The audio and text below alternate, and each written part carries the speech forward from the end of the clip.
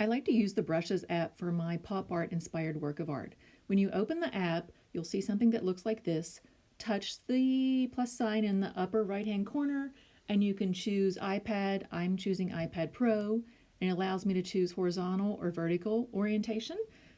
I can also touch the add photo upper right hand corner, select my image, whatever it is, and I can adjust that. And then when I'm happy with it, I will touch the accept button in the upper right hand corner. This will allow me to do some editing over top. In the lower right hand corner, you can select layers if you wish. I'm actually going to paint right on top of my photo. Lower left hand corner, you can choose your color. You can come in and change that around. Again, focusing on bright colors in the style of pop art. I can then choose different brush sizes, whether I want textured or solid. I like to really zoom in so I have more control. I'm just using my finger to paint on top of my face. However, if you have a stylus, you're more than welcome to use that. You can see when I was unhappy with what I did, I actually selected the go back button, and that erased the previous work I had done. I knew before I began that I really wanted to leave my black and white image underneath my paint. I wanted my eyes and lips to remain black and white.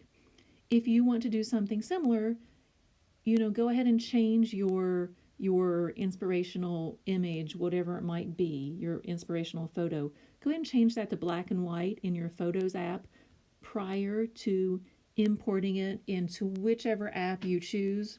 Again, I love the Brushes app. You're more than welcome to use any app of your choice that you have on your iPads. Sketchbook works great. Lots of great apps there. Explain Everything. The Clips app is also wonderful.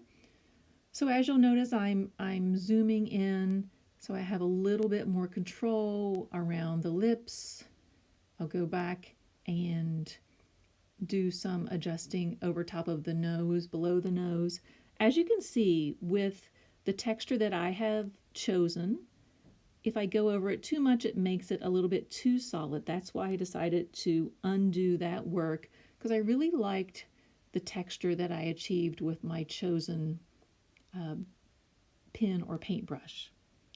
I'm zooming in, working around the eye. Focusing on the neck now, I know that I do want this to be a little bit darker, and I'm going to work on that in the next step. I can come over and choose a darker version of this green. That will be my shadow. That will allow me to add some different value. As I try it around the nose, I'm not very happy with that, so I'm going to undo that. I'm going to lower down and focus on the neck. That would be a really great place to add shadow. Please feel free to add shadow and highlights if you wish. This pop art style is very playful, so play around, have fun with that. I'm going to come over and change my brush size. And I've decided just to do some stripes across my face in a darker value. I'm avoiding my eye area because I really want my eyes and my lips to sort of be a nice focal point in this work of art, in this self-portrait. Again, please take inspiration wherever you wish. Now I'm going to come in and give myself some magenta highlights.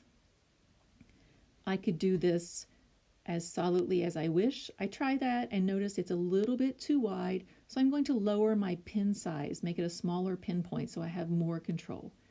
I could come in and make all of my hair magenta, however, I'm deciding to keep it sort of loose. I want my actual hair to show through just a little bit because that matches my eyes and my lips.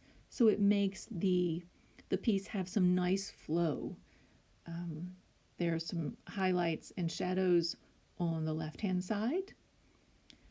Your work of art can be as precise or loose as you wish. A good artist knows when to focus on intent. Does your artwork look intentional? I'm going to come over and choose a darker color, playing around with some pop art style, maybe some polka dots underneath the eye. Again, if I'm unhappy with it, I can erase and choose a crisper, sharper pen. I could do as much or little of this as I wish.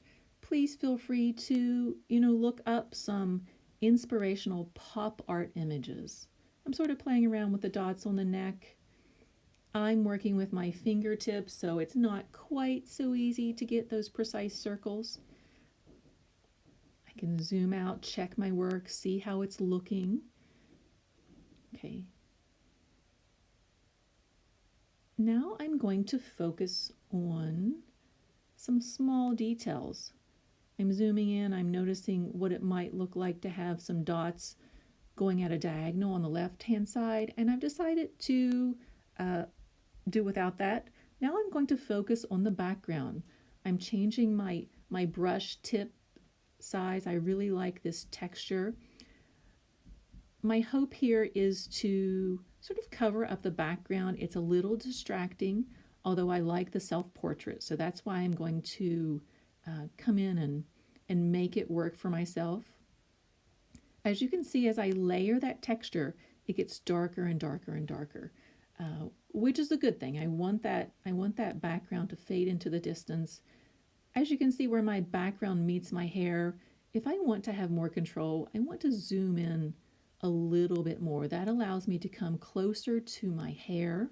I can zoom out, check and see how the overall image is looking, and continue covering up that distracting background with this really dark blue color that I've chosen.